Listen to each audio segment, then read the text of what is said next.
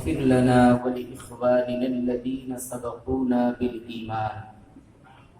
ولا تجعل في قلوبنا غلا للذين آمنوا ربنا إنك رؤوف رحيم.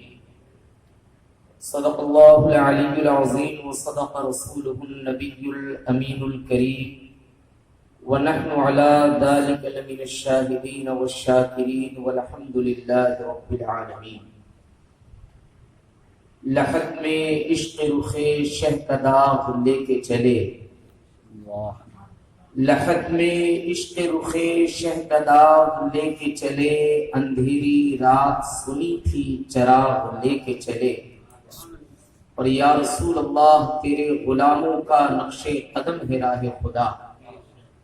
یا رسول اللہ تیرے غلاموں کا نقش قدم ہے راہ خدا، کیا بہک سکے جو یہ سراغ لے کے چلے۔ معزز سامعین حضرات، نوجوان ساتھیوں اور جماعت اہل سنت کا ایک عظیم ادارہ جو شہر کلکتہ میں تقریباً کئی دہائیوں سے مذہب و سنیت کی خدمت کر رہا ہے، جس سے میری مراد دارالعلوم اسلامیہ کے جو طلباء اور اساتذہ یہاں حاضر ہیں۔ یقیناً آج کی یہ پاکیزہ محفل ایصال ثواب کے حوالے سے منعقد کی گئی، جسے ہم عرف عام میں کبھی چہاروں کے نام سے یاد کرتے ہیں، 40ویں کے نام سے، برسی کے نام سے، لیکن حقیقتاً یہ تمام کی تمام چیزیں ایصال ثواب ہے،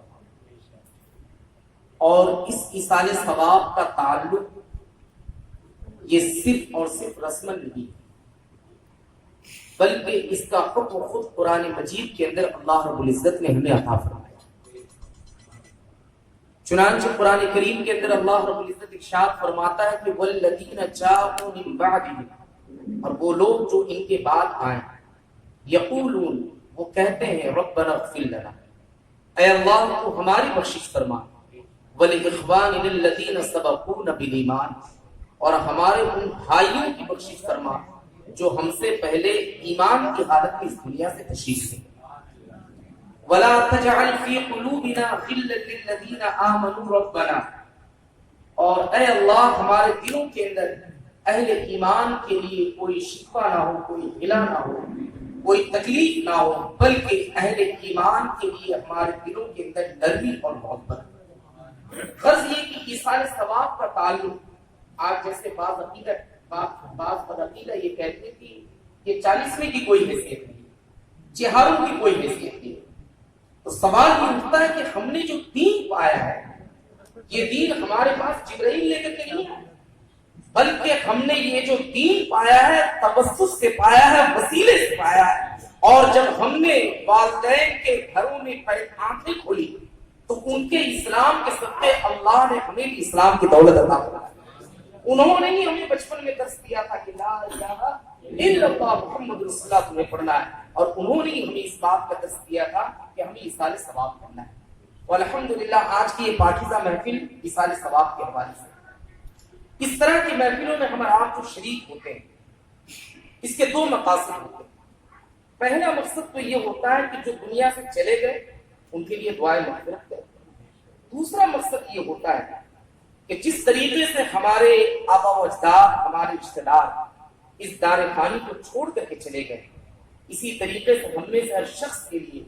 ایک وقت مقرر ہے کہ کائنات کی تمام چیزیں دھری کی دھری رہ جائیں گی، ہماری آنکھیں بند ہو جائیں گی۔ آج ہم نے دوسرے کو اپنے کندھے پر سوار کر کے قبر کی گود میں اتارا ہے، ہمیں بھی دوسرے لوگ اپنے کندھوں پر سوار کر کے قبر کی گود میں رکھیں گے، اور ہمارے اوپر منومن مٹیاں اس طریقے سے ڈالی جائے گی کہ ہر شخص اپنے ہاتھ میں مٹی لے گا اور پہلی مرتبہ پڑھے گا منہا خلقناکم، دوسری مرتبہ پڑھے گا وہ فیہا نعیدکم، تیسری مرتبہ پڑھے گا وہ منہا نخرجکم تارۃ اخری۔ غرض یہ کہ ہمیں اور آپ کو اس طرح کی محفلوں سے یہ درس ملتا ہے کہ ہمیں بھی جانا ہے۔ ایسا نہیں کہ ہم صرف اور صرف رسم یہاں ہم اپنی زندگی گزارتے ہیں، اپنے طور پر گزارتے ہیں، لیکن ایک چیز ہمارا انتظار کرتی ہے، وہ کیا ہے؟ موت۔ اور جب موت آئے گی دنیا کی کوئی بھی طاقت ہمیں بچا نہیں سکتی۔ کیوں؟ اس لیے کہ اللہ نے خود قرآن کے اندر فرمایا اذا جاء احدکم الموت، جب تم میں سے کسی کے اوپر موت آئے گی، فیقول، وہ کہے گا، کیا کہے گا؟ رب لولا اخرتنی الی اجل قریب، اے اللہ میری موت میں مجھے تھوڑی سی مہلت دے۔ یہ مہلت اس لیے نہیں کہ خاندان والوں کے درمیان کچھ وصیت کر کے چلا جائے، یہ مہلت اس لیے نہیں کہ سسرال میں زندگی گزار رہے تو میکے میں جا کر کے اپنے خاندان والوں سے ملوں،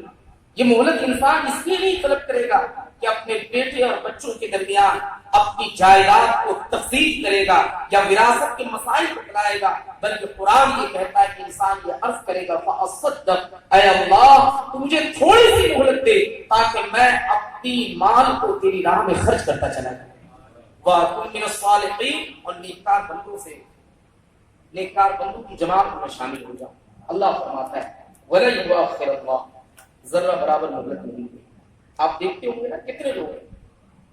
کروڑوں کی جائیداد کے مالک ہوتے ہیں، سفر کی حالت میں موت ہو جاتی ہے، کوئی پانی پلانے والا نہیں، حالانکہ جب وہ اپنے گھر میں زندگی گزارتا ہے دروازے پر نہ جانے کتنے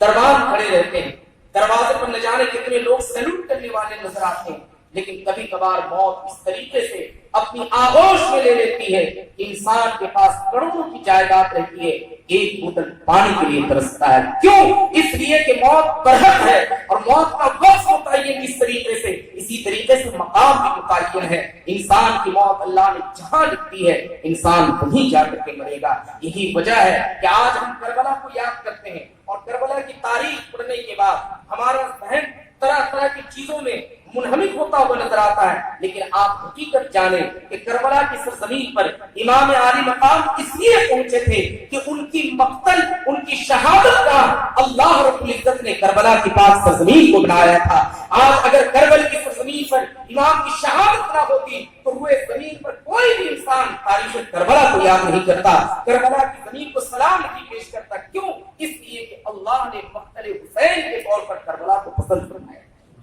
وقت متعین ہے اور وقت جب متعین ہے ہمیں موت آئے گی، ہم جتنی بھی جتن کر لیں، ہم جتنی بھی کوششیں کر لیں،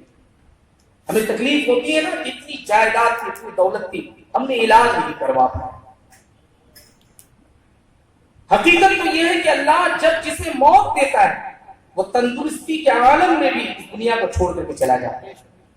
اور اگر بیماری کے عالم میں انسان جائے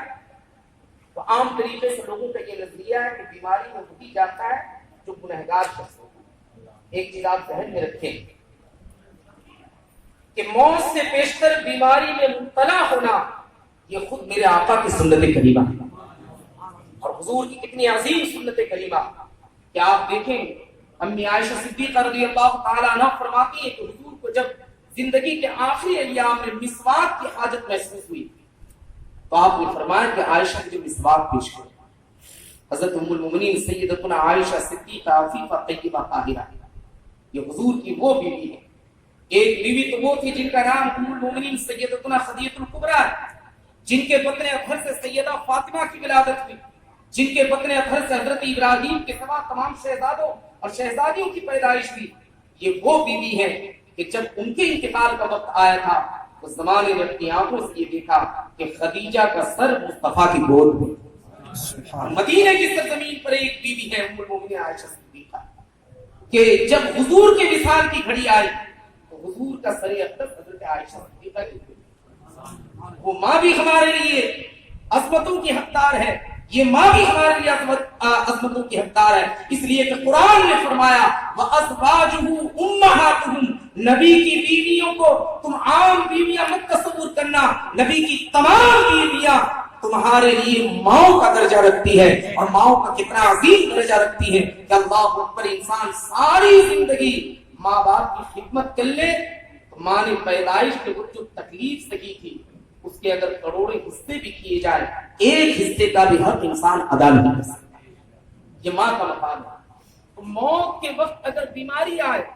آپ یہ سمجھے کہ یہ اللہ کی نعمت ہے، اور موت کو نعمت ہی کہا۔ ہم صوفیہ کے ماننے والے ہیں، علامہ آصف حازم پوری رحمۃ اللہ علیہ نے ایک پیارا شعر کہا تھا کہ آج کفن میں پھولے نہ سمائیں گے آسی، قبر